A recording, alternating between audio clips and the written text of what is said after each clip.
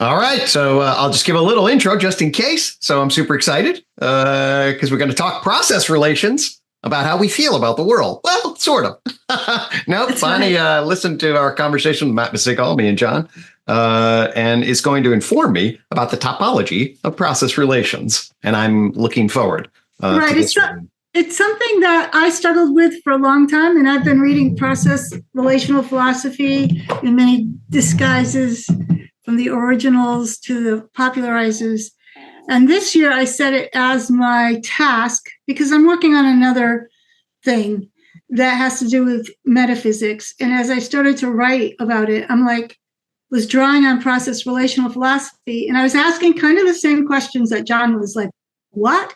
Like, what's going on, you know? Okay. And so I just thought I would share how far I've come.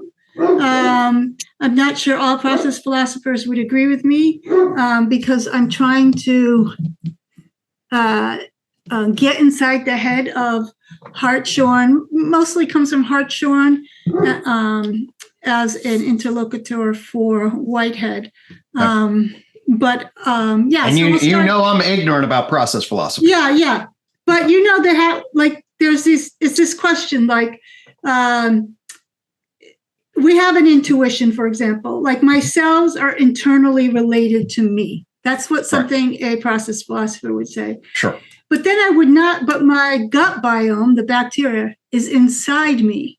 Now, we have an intuitive hit of why one is inside me, but my cells are internally related to me. But the question is, can we get real clarity and precision around what internal relations are in process philosophy? There happens to be 4 different types and different meanings. Okay. And when you read, you'll hear Hartshorne or use it one way, and then you see a process theologian use it another way, and then you'll see, and you always get the sense that there's something sliding context. Remember how last time I said to you that part of this is like the seed that the tree comes from. Yep. Is not the same as the seed that the tree makes. Yep. Their relations are completely different. But we have this one word, right? Is the seed the whole of the part? And this is kind of the slippery sliding slope that the word internal relations has come to function in process philosophy. As far as I can see, if somebody knows exactly where this is spelled out or spelled out better, I'd be happy to look at that. So, just so that I'm clear, is it part of the vocabulary of process relations to talk about internal and external relations? Yes. Is that part of it? So we'll start with there's the general categories. There's internal and external relations. Okay. Now, what I'm about to say is attempt to clarify what it is. And a true Whiteheadian will go on and on and on and subtly complexify what I'm going to say, which is fine. But we want to get to the first kind of wrap up. Okay. So just like every system, once you get into the weeds, there's nuances and subtleties. Okay. So there's internal and external relations. Now, what first we have to understand is relations are not relationships. So a relationship is something that connects one node to the other. Right? And relations are something different.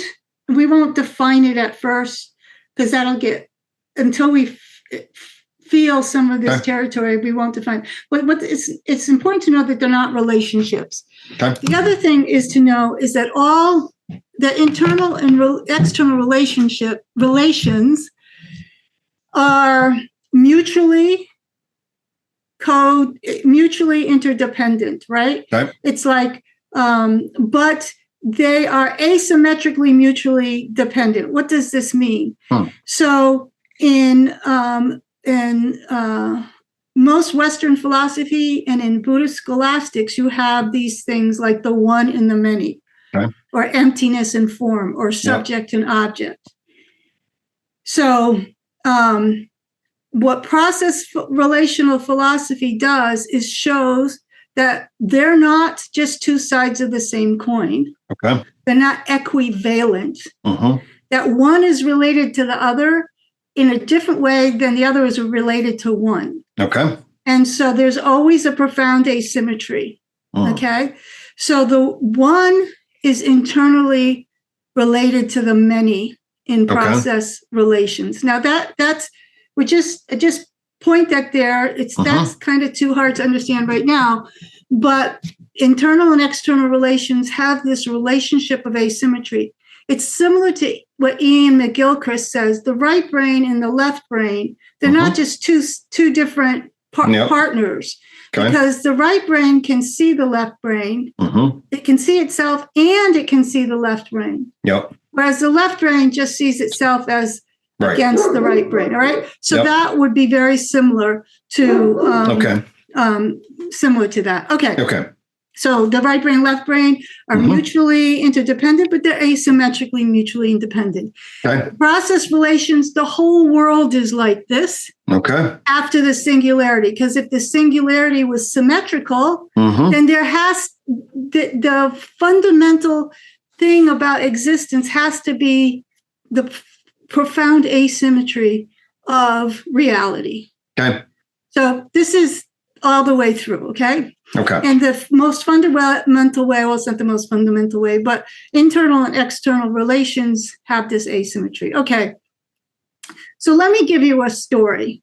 Actually, can I just pause there for a second? Yeah, okay. Please So do. let's just do a quick simplistic UTOK lens here. Okay. Yes. So the simplistic UTOK lens is I'm burrowing through the basic descriptive metaphysical architecture of natural science and arriving at the concept of behavior as the epistemic mapper, where behavior is object, field, and relation across time, okay, or change. So the basic structure of, which is going to then, I think, map on to the idea of internal, external, asymmetrical relation. Okay, so I'll just place that out there and see. That's how, as a non-Whiteheadian philosopher, but the founder of UTOK and what UTOK says about the concept of behavior as this epistemic and then ontological profound entity. And of course, behavior and process are deeply related. So I'll pause there. No, exactly. And you're going to find, I know I can only do my piece, and I know you're going to go, and then see all this stuff in your piece. Because with the notion of asymmetrical internal and external relations, what we're trying to do is train our minds not to think of subject-object. Subject, because we think subject-object co-arise, one is just the other side of the other, they're equivalent. And so it's important. I mean, certainly they will map subject as internal relations and object as external relations. But by then, we're back into classical Newtonian philosophy. Yep, I'm with you. Okay. So we can then extrapolate to that, but we want to train our minds not to go there really fast. So we have these terms. Right. I think my system basically does that. And in fact, I think I'm going to be resonant with your notions about complex potentials. I don't know, we'll get there, but anyway, let's just go. I think we're there. Okay.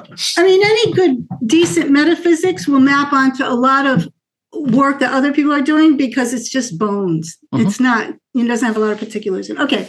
Lovely. So the first and easiest way to understand internal relations is the everyday ordinary experience. Okay.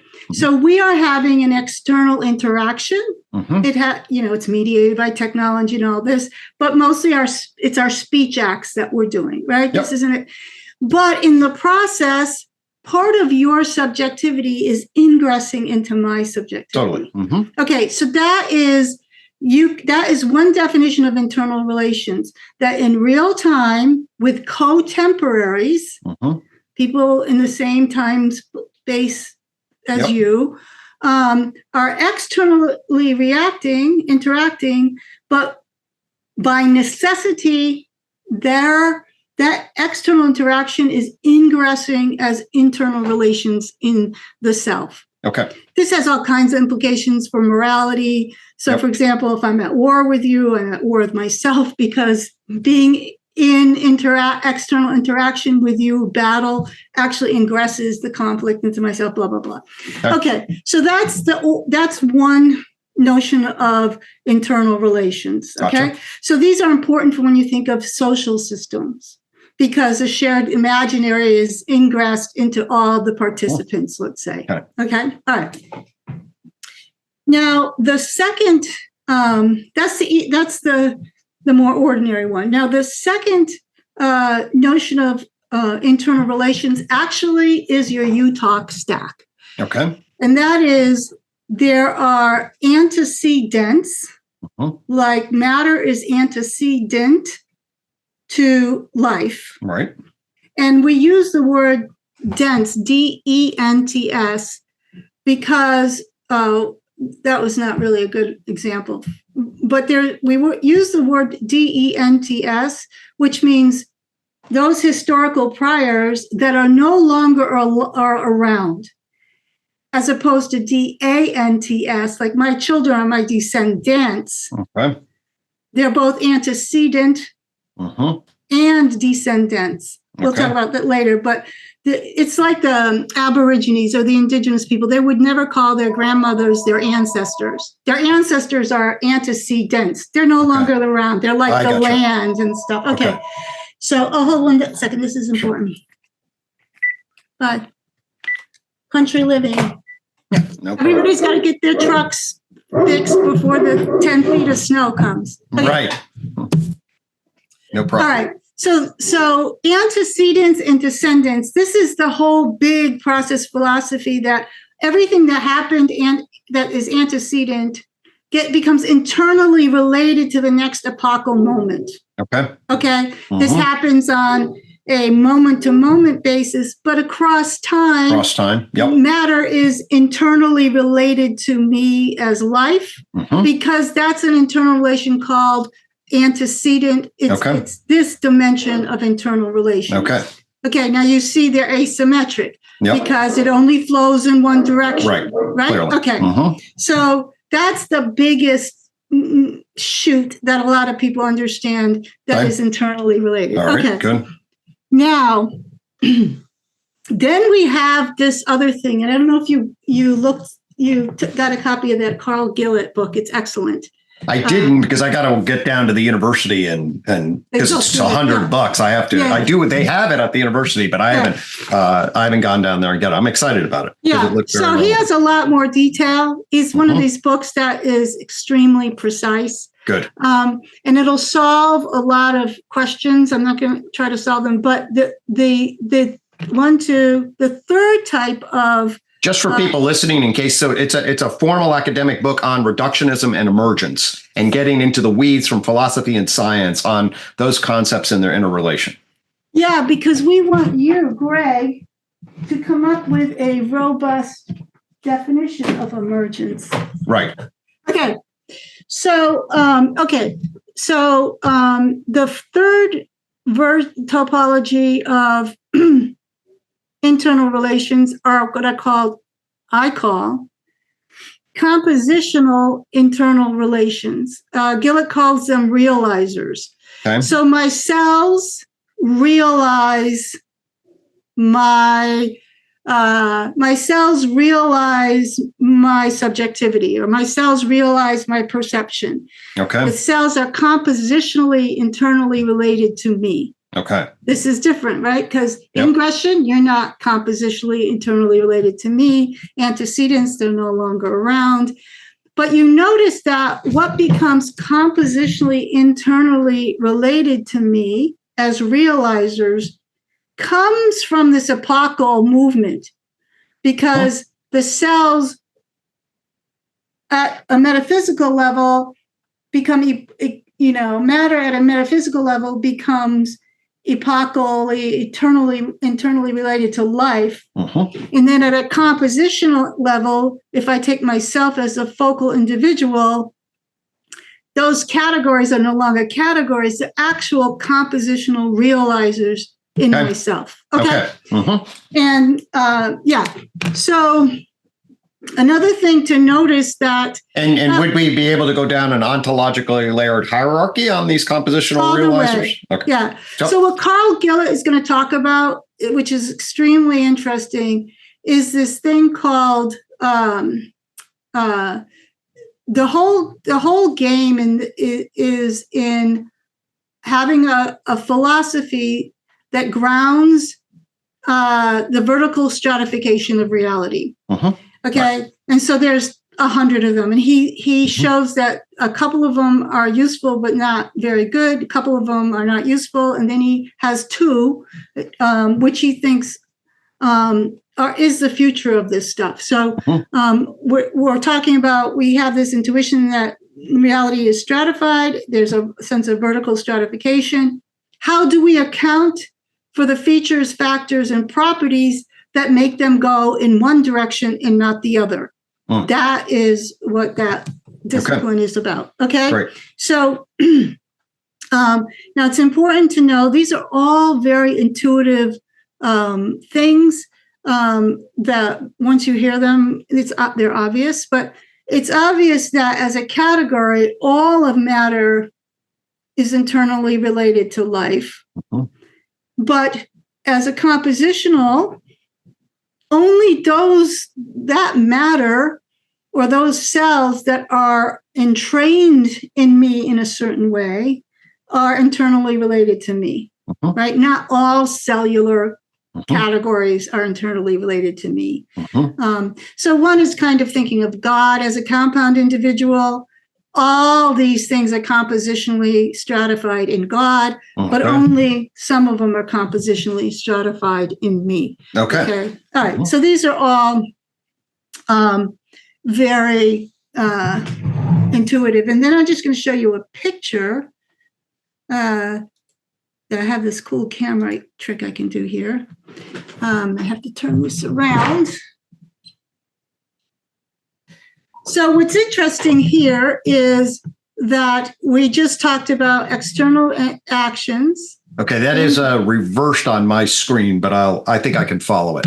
And I can change this because I think I got to do this. All right. Well, I can see antecedents. Okay, well, that is a little easier. Yeah. But okay. Okay, so here is don't. This is just the middle. We didn't do that yet. So someone, whatever the focal individual is, has external actions. Yeah. There's ingression to internal actions. Okay. There's also an epochal moment from moment to moment where the antecedents become internally related. So this is this whole thing moving through epochal change. At the individual level, who knows what the moments are. And then these are the compositional internal relations that realize this higher compound individual. Good. And we know that they are a version, they recapitulate this antecedent thing, right? Yep. Now, but what are these things? If we take one of these things, like a cell, to be a focal individual, we see the exact same thing. Right, again. Within it. Okay, and so again, a fractal. And again. Okay. It's a fractal stack. Yep. Exactly. So this accounts for the rich entanglement because of all these. It's a multi-dimensional network of relations that are both epochal and individual and across different scales. Now, an interesting question in this is, if the human is the focal individual, do a bunch of humans, not necessarily all humans, because so we have two questions. This is a bunch of cells, not all cells, becoming compositionally related to the human. Yep. Now, do a bunch of humans ever become compositionally related to another compound individual? Yep. Or is it, I would argue it's only possible that humans as a category will one day be compositionally related to something else. I don't believe the egregore is compositionally realized by people. But now we have actually, as we define these things, we can have an actual argument of why we think that's true or not true. Okay. One of the things that happens is, to be compositionally internally related, you have to occupy the same space-time inertial frame, and all people don't. But all people on the planet do. So the planet may be on and on. So anyways, the only other thing I'm going to say, so now you can see, I think I said it already, this. Let me ask you real quick, just in terms of getting so what about, would ant colonies or any organism that we are aware of be compositionally related? And then this gets into the whole issue of what's an individual within biology is actually a pretty... This is really good for Michael Levin's work. Okay, according to Hartshorne, an ant colony is not a compositional individual, but they have all these acts of ingression. Okay. So they're almost like one mind, one subjectivity. But Hartshorne doesn't think a tree is a compositional individual either, for similar reasons. It has to, but we don't want to go into the weeds. But anyway, yes, this is where these are the kinds of things you'd want to specify or raise questions. Right. Okay. But if you understand all these things, you can have a very precise conversation around that. Agreed. Right. Agreed. And by the way, this is when I do my behavioral metaphysics, that is in essence the graph that I have, where the circle is the entity, and then the question across time, and then it's action, the external interrelation, and then you nest that in a field of relations across time. And then there's nesting within, and then between. So I'm tracking that pretty clearly. Exactly. The only other thing I want to show is that, we've said it again, I'm just going to highlight it, that this line is epochal change and it's discontinuous. And this line is evolutionary change and it's continuous. Okay. So now we have a way to have a metaphysics of why things seem to be both discontinuous and continuous at the same time, which is always one of these questions in our sites. Okay.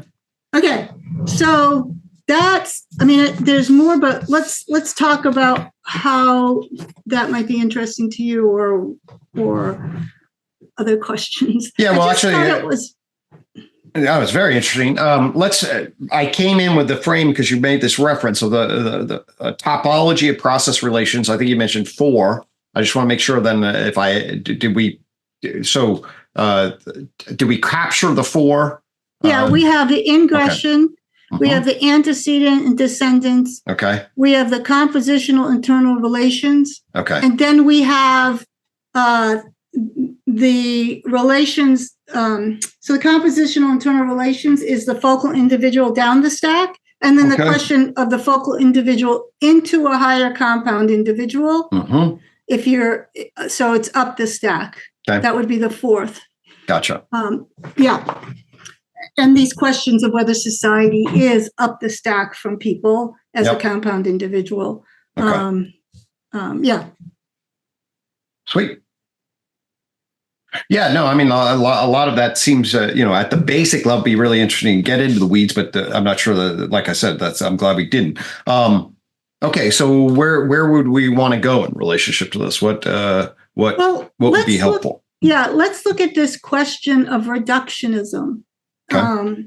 So Carl Gillett, with this notion of compositional internal relations, Carl Gillett argues that even the people who argue against scientific reductionists are compositional reductionists anyways.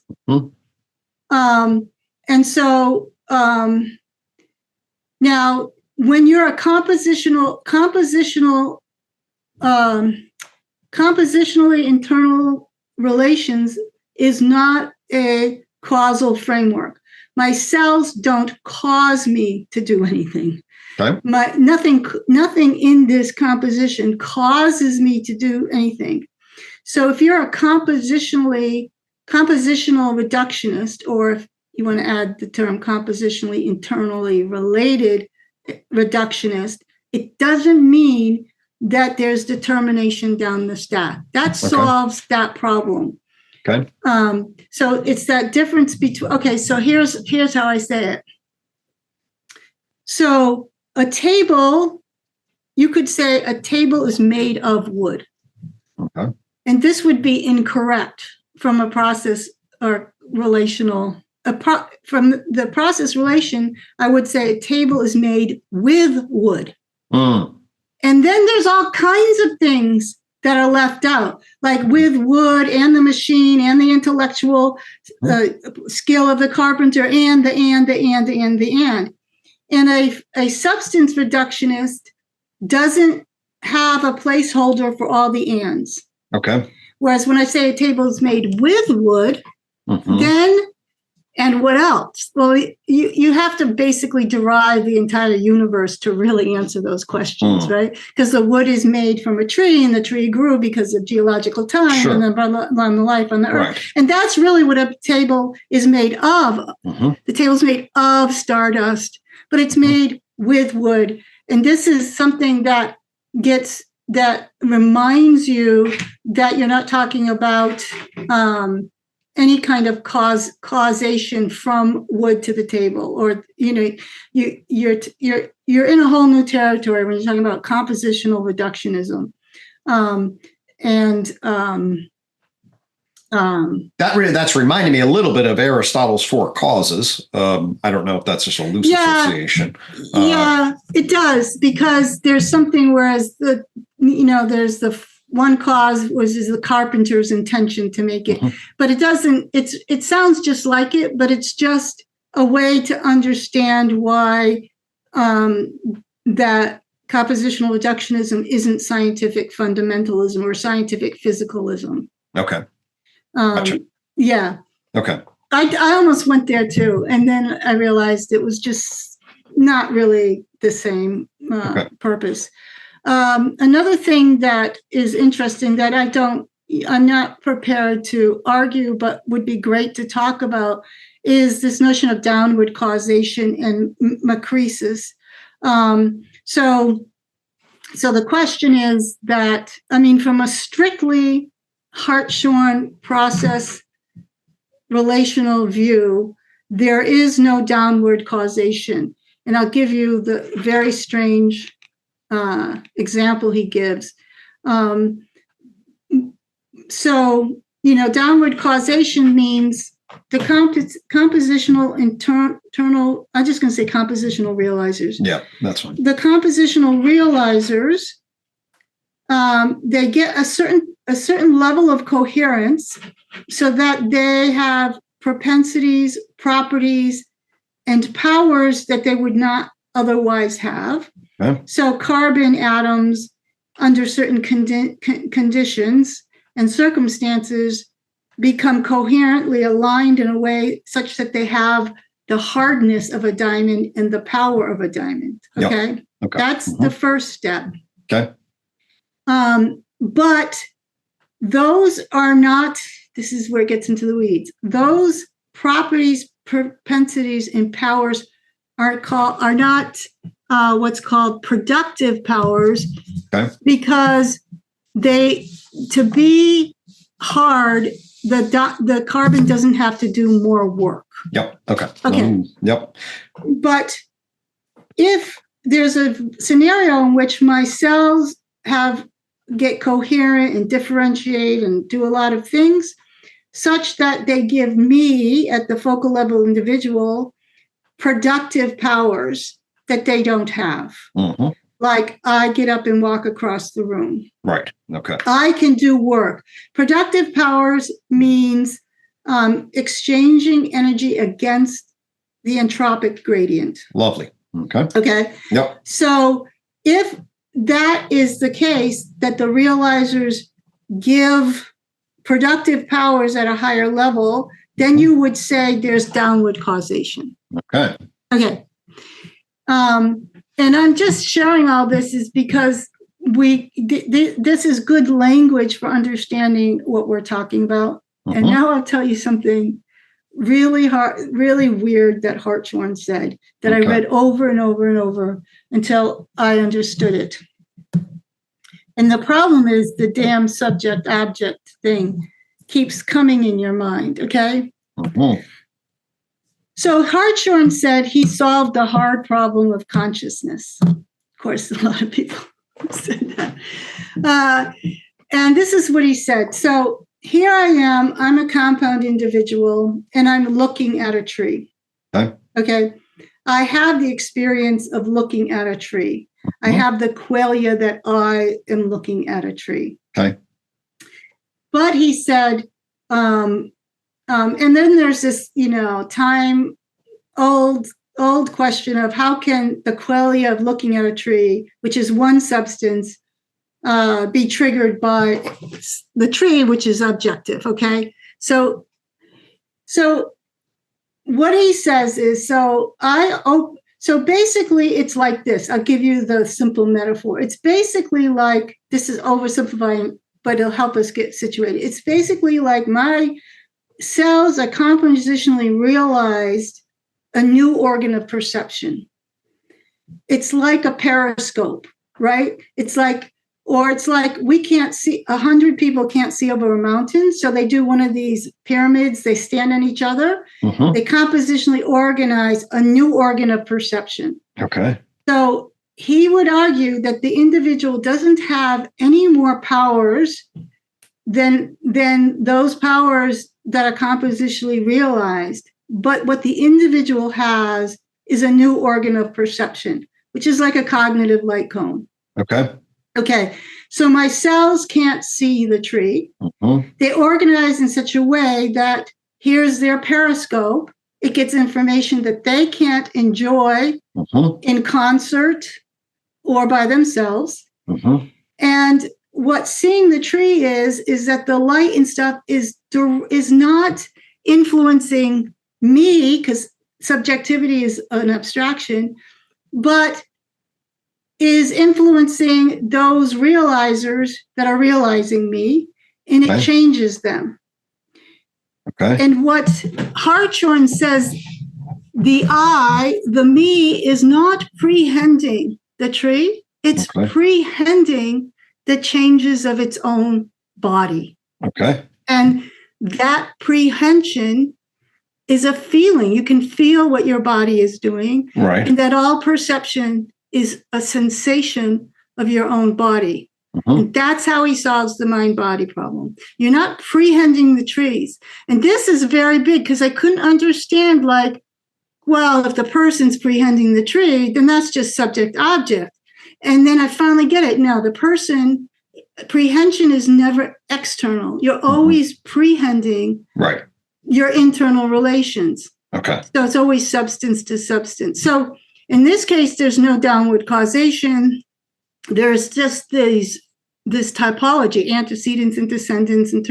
The tree is ingressed into me because it directly affects my cells, which are compositionally internally related to me, which changes my subjectivity in a way that I see the tree. So this is how strange, the strange consequences of really getting into a process relational view. Okay. So there's a lot there that resonates. So when I open my eyes and see the tree, right?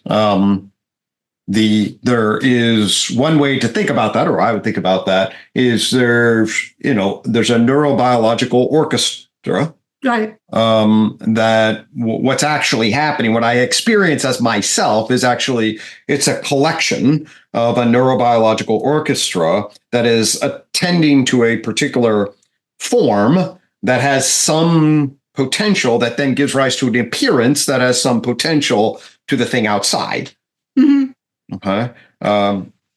Yeah, so, and here, of course, I agree with you, but here, of course, the word appearance is a little difficult because we've got the subject object, but I understand that it's the same. So that we can worry about that, so I guess the first thing is, right? I mean, that's what, so at one level, the substance of my experience for me always at some level is, compositionally, the interactions of my cells. Yes. Okay. So that makes you a compositional reductionist. Right. Okay. Now here's where it gets weird. All right. Right, because I lean towards a particular brand of top-down causation, which we can talk about. At least I would label the if you look at the diagram of the tree of knowledge, and I did look into Gillett some, and he's got a diagram of somebody else of a classic sort of, the classic frame for a kind of top-down causation, which basically is the cones, which then, which emerge and evolve, but have constraints. And then the whole is shifting. And there are causal ontological relationships of the whole that are shifting, that are emergent. And there are particular kinds of them that are, really non-reducible. And we can talk about what I would mean by that. So anyway. Gillett's going to agree with you. He calls that his favorite version of stratified verticality is mutualism, which there is some. The realizers realize a power that then has macretic, he says, because it's not determinative, or constraints is a word, governing constraint. So he's going to end up favoring that in that book. So on your table, I think you said no to that. Did I catch you saying no to that? No, because of what I just said, like what I just talked about. The person is not even seeing the tree. Okay, so let's go into this. I'm not, I'm just trying to give you an alternative world without psychedelics, okay? Hey, I did mushrooms a little while ago when I was in Brazil. We should try. It was super cool. I hadn't done it in 27 years. Oh, yeah. Because they're free. You can you can order them on the mail. We went to Mexico. They come around. They picked it out of the... So anyway, that's a whole nother story. But that's cool to see what my cells, it certainly changed a little bit of the dance my cells were participating in. That's right. Yeah, like I know on LSD, you can really start to feel your cells. Like I remember holding a glass and I could feel the perfect contrapunctual relation between the thumb and the hands that neither crushed the glass or dropped it. And I thought that was, I was like, it's like a miracle. Right. I was really aware. So, because I have a little knowledge of perception and edge detectors. And we have a counter, which is like a granite countertop. Okay. It's gray, black, white granite countertop. But on shrooms, all of those little edges, if you watch one of the, perceptual things, all of a sudden they come alive. Because the edge detectors, whatever they're doing, they get thrown off. And so now the edges are no longer stationary. They're detecting them as movement. And they also fill them with a vibrant color. Yeah. So this thing got a three-dimensional, it was like somebody turned on a switch and the thing was just flowing with three-dimensional rainbows through this granite countertop. That was cool. Tracking my perceptual system to impute the movement in that was really striking. I would say this is the major tragedy of modern man is we don't perceive a tiny fraction of what is real. And when you start to perceive it, the world is so fucking beautiful. You don't need to consume things. You don't need. Oh my God. I had that because actually that was interesting that you made that term because that was the word of the day. So beauty. I wept. And so did Marcia. We sat we had built our little monastery for UTOK. The coloring was just awe-inspiring. I was just taken aback. I just can't believe how fucking beautiful this was. That was over and over. I called my kids. I was like, I'm just drenched in beauty. It was really fascinating. So, now you know a little bit about me because I used to be in complete despair because I was saying, what could I possibly say to make people love the world more when it's so fucking beautiful? And then I realized people couldn't see it. Mm-hmm. Like when I was a kid, I'm like, they fucking can't see it. Yeah. And we have this, I have this translation of Pettit's translation of Mifham's beacon of certainty. And the end of it goes, let it be a beacon that illuminates your way. Everything seen perfectly is loved. And to me, it's 99.9% of our problem is we just don't use our eyes and ears. We don't use our sense organs. I love that. And I love that. I work with the philosopher Rob Scott, and he essentially has this line of thought, and it's absolutely right. It's just we have the abstractions that and the mental modeling that we fucking engage in, and the possibilities and the amount of space we live in the past and in the future relative to the actual engagement with the sensory motor loop in the now. I mean, it's just amazing. And then when you actually know how to do that and then connect, allow yourself, or I wonder what it is that like, it'd be, if we can figure out that actually it is the socialization process that shifts your relationship to that, and that's available to experience the beauty, like we're built to feel the beauty. And if we socialize in the right way, do you think that if we socialize in the right way, then collectively we would live much more connected to the sensory motor loop beauty of being in the world? Yeah, but I think that's a big if. Because we live in simulations, right? So let's talk about ingression. I mean, what the fuck are we doing here? I think, there's still a place for philosophy. It's a philosophy that sings the beauty that you see. And this is kind of one of the things that I hope, yeah. But, my work with horses and stuff is much more direct results for that kind of hope. Right. Well, we got to get out of the proposition tyranny. Yeah. Right. And there's beauty in all kinds of things. It's not like that. It's like the objects are beautiful too, and it's not just. But anyways, So we're gonna dedicate this work to that intention. Okay. So now let's follow Hartshorne's kind of crazy. I mean, it doesn't sound crazy when he's talking about it because he's a systematic metaphysician, Mm-hmm. But when you start to really let it in what he's saying, it's similar to being on mushrooms, that there's just this direct relationship, participation of my body with the tree. And as a consequence, I enjoy this beauty. It's almost a byproduct of something that is, so there's a little bit of that in Hartshorne. In this text, he's not as poetic as that. But now, what happens is, this is where it gets interesting, I think, because if you trace this down, so my cells are realizing something, and the cells are being realized by the molecules, and the molecules are being realized. When you get to what is the bottom thing, it doesn't end. It becomes recursive because the bottom thing is realized by the very first antecedent, which is the latent potential, which is God. You can't crash. You see what I'm saying? Because now you go down the compositional terminal relations, it's realized, and you see it's tracking the antecedents. And then when it gets down to the bottom, it is the epochal change. It is the singularity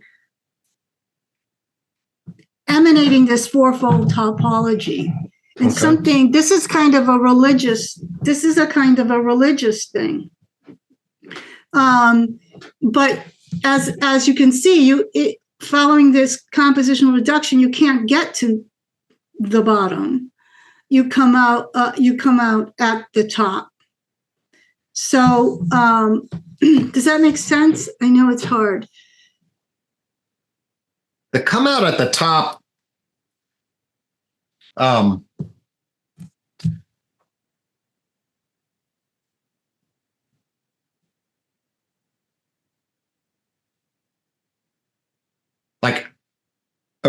I'll put it in my language. Okay. So at least this is a parallel. All right. So one of the mantras in UTOK is, I am an energy information singularity. Okay. And this is a one many then layering. And then the argument ultimately is, underneath matter is an energy information implicate order, to borrow a Bohm term, although I'm not a full-fledged Bohmian. But the basic following of materialism into physicalism into quantum fields back into basically, I argue that the best descriptor, if we're going to orient, and I'm a much more process than substance, but if we just say, okay, what's the simple substance ontology?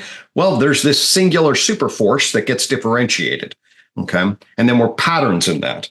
All right. And then ultimately, as I'm going down, I am a differentiated conglomerate of that set of relations. Yeah. So I discovered your phrase when I was working with this, because when we talk about compositionally internally related realizers, one of the things that makes them coherent is a kind of communication, or they're processing information coherently. Mm-hmm. That's part of how we can explain why do they line up to become my subjectivity? Why do the internal relations line up? Such there's a hierarchy of internal relations, one of which becomes the internal relation I experience as my subjectivity. And it does, what some of the languaging around that is exactly yours, that there's this hierarchical information processing that's also adding up like this. And information processing, you could say communication. Then the process philosophers would say, well, communication are cells prehending each other, and then they get back into their own language. But yes, yes. So now we have to go to the first amoeba, and then I'll draw you another picture. Okay. So when we think of the antecedent to the descendant line, we can think of the first amoeba. Okay. So I'll ask people, everybody loves this question, is the first amoeba still around? And everyone will say, yes, kind of, but no, kind of, right? Right. It's there and it's not there. I heard one wise person. It's there and it's not there. Exactly. Okay. So what we can say a couple of things. The amoeba is fully metabolized into its descendants, right? The first amoeba gets fully metabolized into its descendants. Now, with different animals and different forms, even with elemental particle decay, we could say they're being metabolized by their descendants, by their particle nature, whatever. So this seems to be along this epochal axis. You have this thing that things get metabolized by the descendants. When we get to more complex life form, we don't get fully metabolized by a descendant all at once. But in reality, if you've ever had kids, you can feel that part of your life force is exactly doing that. And then we get like the octopus who lives around kind of for a couple hours and then dies. And so depending upon how long it takes, the mountain is becoming fully metabolized. The proton decays in 10 to the 12th times the age of our universe. It's likely that's its half-life. So this is what's happening along that line. Okay. Another way to say that is, and another thing that's important is that even though the amoeba divides 100 million times, today's amoebas are not 100 millionth the size of the original amoeba. So it's division without diminishment. This is a cool thing too, okay? So what process relations would say is that the amoebas, the descendants, we said this already, are internally related to the first amoeba. And that's why it's there and not there at the same time. Okay. So now we have God, which is not, it doesn't exist yet, right? It's sub-level existence. We could say it's symmetrical. So the matter and the antimatter cancel each out. There's not enough differentiation for it to exist. And wait, we jump back to like Big Bang? Big Bang. Prior to the Big Bang, right. We just say there's God because that's how we're going to talk. I'm going to say it in a different way soon. Would you say this is similar to Spinoza's sort of God? Would you say it might be? I get Spinoza and Leibniz mixed up. Okay. Because every time I read it, for me, basically, right. It's both nature and more than nature. It's nature and nature's potential. For me, that's what Spinoza's God would be. That's why there's an LP here, because in the middle of all this is something called latent potential. God is latent potential. Okay, so since you said that, we'll start there. So before existence, before time, space, or even existence, our minds are epistemically constrained to start somewhere. So we're going to start somewhere. And what I'm going to start with is Peirce's concept of firstness. Now, what's very interesting is firstness as a metaphysical concept is extremely interesting because it doesn't, like you would never say, if you ran around the track by yourself, you would never say, I was first. Firstness implies that secondness is latent. Okay. But if secondness never arises, you would never have firstness. Good. Okay. Okay. So they're asymmetrically mutually dependent. Love it. And so it turns out that secondness, that firstness is internally related to secondness, which means potential, God, is internally related to latency. Okay. So God can't have powers if there's not something asymmetrical about those powers, and that's called latency. Okay. Okay. Now this is what I define all selves as. All selves are latent potentials, and then this ties into complex potential states. But so God is a latent potential, and after above a certain threshold of asymmetry, because they're asymmetrically related, there's something happens. And now here's one of the last concepts that we need in my story. All these books, all, theoretical physicists, they say the same thing. There's a singularity, and then there's symmetry breaking. And the problem with physicists is that their whole entire edifice is predicated on supersymmetry.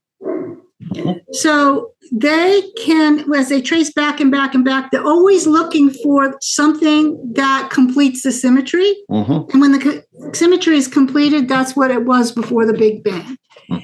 Process philosophy would say that's your epistemic constraint. That's your obstacle for creative thinking, because there's no supersymmetry in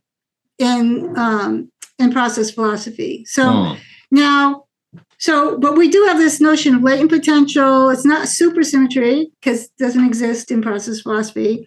And then something happens. Now, mostly what we look for when people are doing theoretical physics or theoretical metaphysics is we look at when something happens, it's a bifurcation event. And one of the big things that I realized is that this is an epistemic constraint that we have to get rid of. There's no reason to believe that once something happened, a billion things could have happened at the same time. Okay, so we call that, instead of bifurcation, we call that exfurcation, where X stands for a multiple greater than 2. Okay. So latent potential, God, is only internally related to himself, itself. See, I'm a good Catholic. I always say himself. Right? So, and then something happens and you get this effluviance of we don't know what. But when you look back in time, retrospectively, you can only see a certain amount of the texture. It's like when we look back in time, it's like looking with X-ray visions. We don't see the tissues, we only see the bones. Okay. So we'll come up with something like a 4-fold gradient in which, so all experience then unfolds with this 4-fold gradient that I just talked about. But in reality, there's so much that could be in between these things that through this lens we do not see. Okay. It could be, and so some people would say that's dark matter and dark energy. It's in between the things we can see. So this is another big metaphysical principle in the cosmology, Whitehead's cosmology, is that there's this background field of potentials, latent potentials. They're not in God anymore because they're not just stuck in the internal relationships of God, but they're there and they subsist in the background, and they subsist. And as far as we know, they are what I call a protension. They have a propensity to follow this fourfold gradient array, but there's no reason to believe that there aren't other kind of strong metaphysical principles that we can't think of because we haven't bumped into the problem that makes us think harder. So now we're going to get to when you go further and further down in compositional relations, the realizers, it's like you get to the information, but basically you get to, at bottom, just this notion of latent potentials that is God in the past or what is latent in the future. That's what's underneath. That's what everything is fundamentally composed of in the beginning and in the unfolding future. Okay. So I call it the once and future God, latent potential, Pierce's firstness.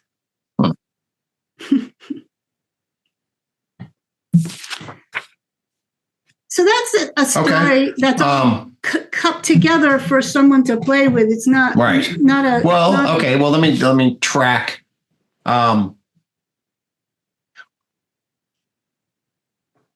Okay, so for me, I'll just so metaphorically or mythologically, and I use that in the positive meaning. So it's mythologically for me. God is both this substance and potential, and it's also and I have different depictions of then it's a particular kind of potential to relate to us, like the elephant sun god is then a kind of potential to realize, like that's akin to Tillich's ultimate concern. So I would anything. So for me, when I'm using the word God, I'm generally using it in relationship to what we are projecting and relating to in particular ways. And there is the down and back, which then sort of is related to if we use a physical term, energy. But then I want to network it and provide it with meaning, and then have it grow and be alive and things like that. So then that's where the concept of God. And then there's also the aspirational God that gives us a divine double and moves us in other kinds of things. This may take us, and I don't want to go too far afield, but that's what's activating in me. And I'm just curious where any of that lands for you or relate to. So I would say that the God that I describe is an ontological notion. Okay. It's ontologically real. And I would say that there's many types of gods that humans creatively like there's psychological gods, there's aspirational gods, but these are human in the linguistic representation of humans. So when I experience God as a mythopoetic, I'm experiencing the mythopoetics. Yep. That is God. Okay. Whereas when I try to share something like this, I'm sharing something that reflects something that I deeply realize in my own experience about experience and what I feel from my own spiritual realization, what God is. Okay. Versus, I can feel when I can story this. Right. Like here's a story, right? So this is a powerful story, but I don't use it because it's too unstoried. The God the Father is the latent potential. In Catholic religion, you have Christ. he becomes metabolized. And God is, and when he dies, he says, "Why have you abandoned me? It is finished," which means that God the Father is completely metabolized in creation. That's what it means. And then you have Jesus is, an internal related to God, as he told everybody else was. And then you have, after Jesus dies, the Holy Spirit, which is merely the internal relations that are in every aspect of creation, because just like the first amoeba, everyone is internally related to the original latent potential. So, but I could tell that it's very mythopoetic, but I think I can feel myself. The other thing, the metaphysics, is what I've been trying to work out. Like, what is it that I experience when I have these direct experiences? And then the other thing I experience as and storing it. Yes. Okay. So I'm in the same place, I think. So certainly the mythos, the elephant sun gods, it falls under mythos. It's about organizing our storied narrative and reflecting back. And it's very much the God we create that we're projecting. It's got particular ontological characteristics, like, for example, loving, goodness, truth, and beauty. The wisdom traditions or whatever. I think I can track that into negentropic organizing processes. If we say, well, there's actually a deep pattern. It's the God has these projections because of deep, complex adaptive potential networks in many ways. There are reasons why there's so much universality in this kind of architectural projection. But there's a limitation in mind. Like, for example, because God gets completely metabolized in his creation, and it's just internal relations from there on, I can't turn around and have a dialogue with God. Right. So this dialogue with what I am. Right. But is God different than the essential constitutive relations of the universe? I mean, is God different from that? Yes and no, in the same way that, Okay. But no, yes, no, in the same way that the amoeba is still there, and yes, in the way that the amoeba. Okay. I think that people who have encounters with God as external, I think they're just running simulations. Okay. That's why mine is a fierce naturalism, not a transcendent one. Now, there is you could say there's transcendence because the antecedents are fully metabolized and they transcend themselves and stuff like that, but not the way most people think of transcendence. I think it's just too abstract for me. Okay. There are a lot of different directions we could go. No, I'm just saying this is a real limitation of what I'm saying, that and you guys were saying it the other day, like something like you can't turn around and be with that. You have, you have to, you are that, something like that. It's more like that. You are, all of a sudden you realize that you can't turn around and be in a relation with God. You can turn around and be in a relation with other people and let the difference ingress into you, so that, like, this is the metaphor. Little by little, you march back up into God, which I think is doesn't actually happen. But for me, it's in this epochal direction. It's not, it's God is original and fully metabolized, but. That's not something to debate about. It's just something to disclose about your own experience. How close would you say that is to Whitehead's conception of God? Not at all, because when I read Whitehead, Process and Reality, and I'm like, yeah. And then in the end, he has a super subject, which gets very complex, but the super subject is more like and he has eternal. The super subject has eternal objects, and this gets to be like, to me, he painted this whole picture, and then he, over here on this side, he said, well, then at a different level, it's all the things about religion that used to say that I deconstructed. So most of my allegiance is to Hartshorne, he wrote a book like Omnipotence and Other Mistakes, Theological Mistakes, that God is not omnipotent. So I'm much more closer to Hartshorne, and then I go further, even violate some of Hartshorne's constraints. So so in that sense, when Whitehead talks about science and ideas and metaphysics, I'm very close to him. When he talks about process and reality and he gets into the super subject, I just think it's like a bait and switch, Yeah. But just so you know that it's not at all. Do you see us having different pictures of causality that we should dive into? I think you and I are very similar. We always end up getting very close. But so I just think I don't really have an argument. I guess what we tidied up is something I said that first time, that compositional relations is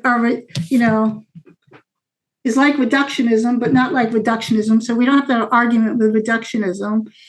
And we're not, if we look at it from that lens, we don't have to be worried that at a certain level, we have Newtonian causality. At a certain level, it's convenient to use Newtonian causality, but because of this, the stack is really all these very complex compositional relations. So things are made with those components, but not made of them. And once you say that, you'd have to derive the whole causal linkages of the whole entire universe, and then admit that they were all contingent anyways. So that's just a way for you not to have to go from free people to determined matter to free quantum. It's more consistent. But I think that's kind of your sense of it anyways. It's just tidying up like a bridge language or something. Right. I still,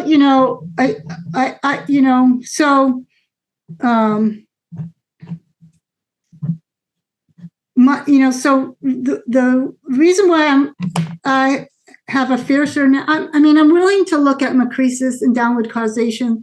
It's very tricky. But what I'm stubborn about, so here's another thing. Basically you have these intuitions, and some of them you're stubborn about. So you try to use that as a constraint to push your thought further, same as you. And so I use this thought experiment. Like, here's a thought experiment. So a lot of people, in terms of Western people, when they talk about downward causation, they'll say, I get up and walk across the room, and my cells have no choice to get up and walk across the room with me, right? So that's downward causation. And I say, well, hold on. The Earth is traveling around the sun, and the solar system's traveling through the galaxy. Do I feel like I have no choice but to travel with them? No. So you can't really say that the cells have no choice or are downwardly caused by me, because from their reality, that doesn't even exist. It's not a diminution of their freedom. And in fact, the fact that they can walk across the room and sit in the sun is an increase in their powers. Okay, so once you start talking like that, then you see that things are compositionally stacked, not so that there's downward causation, but there's upward. There is a protension, a gradient toward increasing scope of sensation and degrees of freedom, which means things get continually list or veer toward the edge of chaos, which of course we know that. So I don't see compositional stacking as a bunch of downward constraints. I don't know why. I mean, the argument doesn't make sense to me. And another thing is, when I do that thought experiment, if I get up and get across the room, if I'm doing Vipassana, if I'm doing everyday mindfulness, I'm sitting there reading, and then I get up, go across the room. It's not clear that it wasn't the homeostatic processes of my cells that made me get up and walk across the room. I don't. So like a lot of this downward causation needs to be looked at like most people Westerners that would say downward causation, I get up and walk across the room, would not say that the earth exerts downward causation on us because we're flying through the universe. Right. So they can't have it both ways, and it needs to be looked at with more precision. Okay. Well, I look forward to reading that. The short answer from UTOK is that there is the discontinuity in causation happens with novel information processing communication networks. Yeah. And then there are those, which means that. Okay, this is, yeah. So then there are epistemic framings that cells make and animals make and people make. And it's those epistemic framings that have a new novel causal consequence that move the bacteria or the dog or us in this conversation in different ways. So if I go, hey, Masia, I just had a really cool conversation with Bonnitta, right? I'm now caused by the representation of Bonnitta.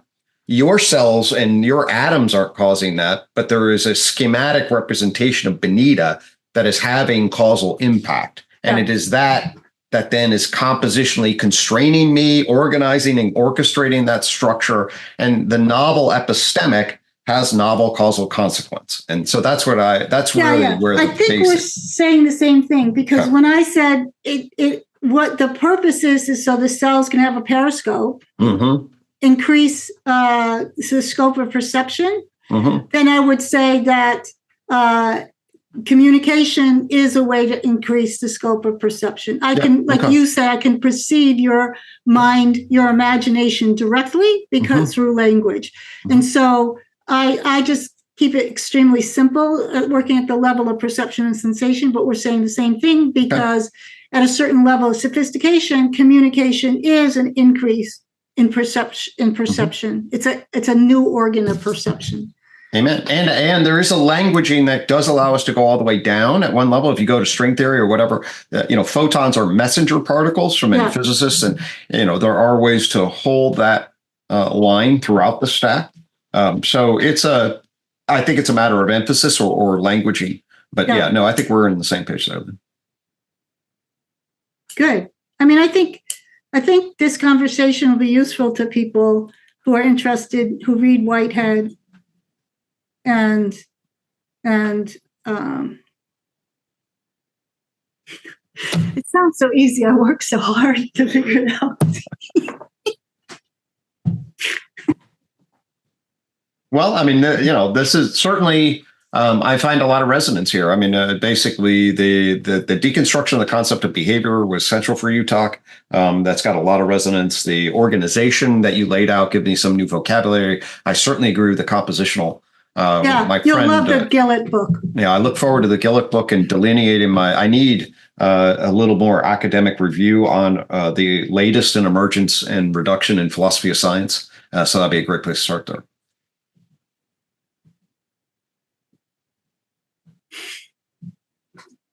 All right, last general question, then we just sort of wrap up. All right, Bonnie. How are we feeling our way forward?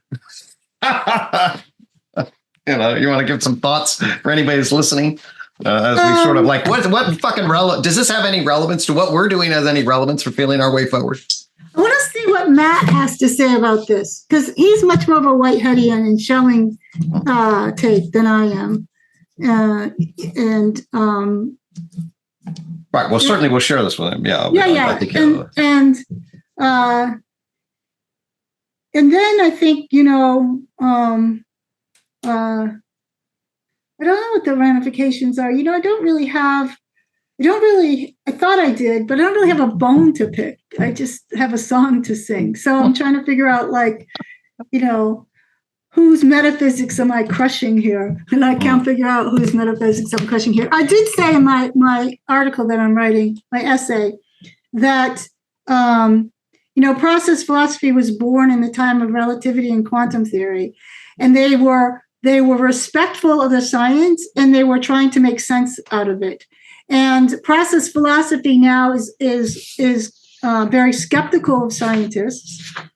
And I think that's a shame. And I think that a lot of scientists working at the edges, like the people we watch, Michael Levin and Chris Fields and David Watson and stuff, they're addressing these kind of theoretical horizons, and process philosophers are comfortable with that. And so, again, I think that's your project. It's my project. I'm much more comfortable with, the new sciences are doing some cool stuff.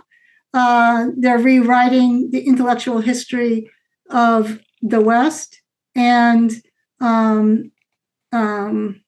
they're in need of innovative ideas to jumpstart them. To ask, like Michael Levin says, if we ask new questions, we'll find new stuff. So I would say that is a bone I'm trying to pick.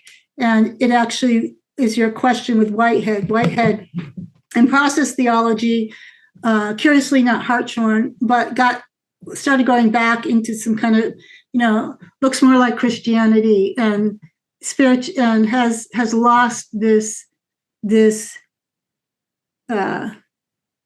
yearning to be conciliant with the new sciences of the time.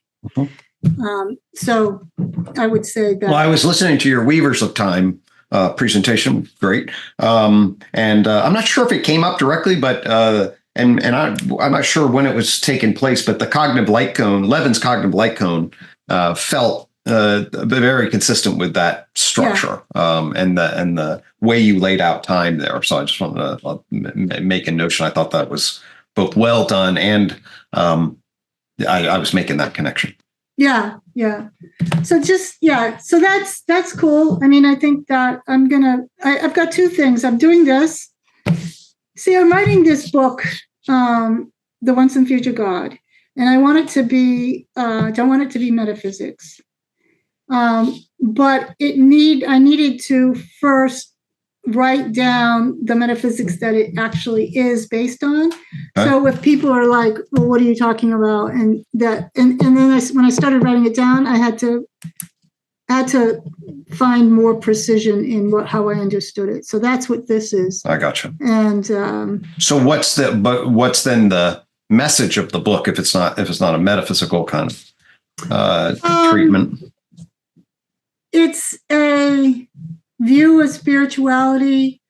I have a pitch that says like the 4 things it must do, but basically, the purpose of the book is to correct the errors in the religious imagination of fragmentation. The self is whole, nature and humans are whole, the universe is whole, so I talk about and part of it has to do with these relations, because there's discontinuity in the epochal change, and so that's why I don't like the word emergence, because even if you use it and it's continuous, it gives you the sense of fragmentation. So, I talk about how instead of using the word ingression in the Once and Future God book is intimacy, because that's what intimacy is. The more intimate you are, the more when we were at the cosmoerotic humanism, I said you could use the notion of Whitehead's ingression for intimacy. And then love is the willingness to be completely metabolized in your descendants. So the tone of the book is that kind of language, mythopoetic. Right. But I just didn't want to create something that wasn't, in my mind, grounded in something that also that's clear. Was robust metaphysics. Yeah. Lovely. Okay, thank you for the platform. The conversation is even better. I deeply enjoy it, and entertaining, and give me some thoughts to chew on for sure. Yeah. And the other thing, I guess this is, so anything I can say now is already intuited by you, but basically what your UTOK stack is this asymmetric relations between antecedents and blah, blah, blah. So you can say, yes, this is exactly what it is. It's not a taxonomy as I accused you of. And you'll love the book. You'll get a lot of things that are useful for you there. Sweet. Awesome. All right. Well, it's always lovely to sync up. You better have mushrooms. Well, I'm back in the States, so we'll see. Oh, that'd be glorious. All right, Bonnie. We'll be in touch. Have a good one. Hugs. Yeah. Take care. Peace.